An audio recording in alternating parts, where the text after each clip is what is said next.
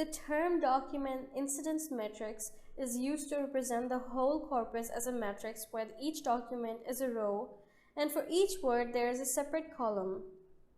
It describes the frequency of terms that occur in a corpus.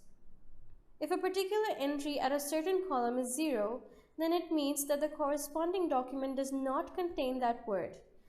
And if that entry is a 1, then it indicates the presence of the word in the corresponding document.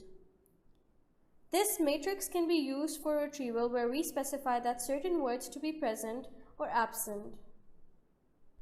A query can then be specified to include certain words and exclude others to shortlist relevant documents. This method has a drawback.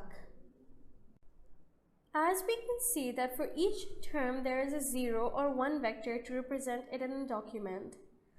This can be a problem for a larger corpus. Because for millions of documents where each document is composed of thousands of words, we'll have an extremely large matrix with a lot of sparsity.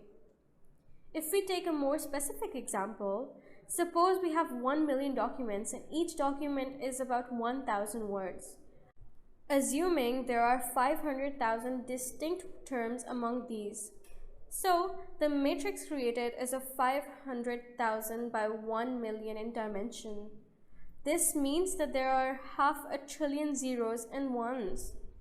But if we look closely, there are 1,000 words per document and 1 million documents.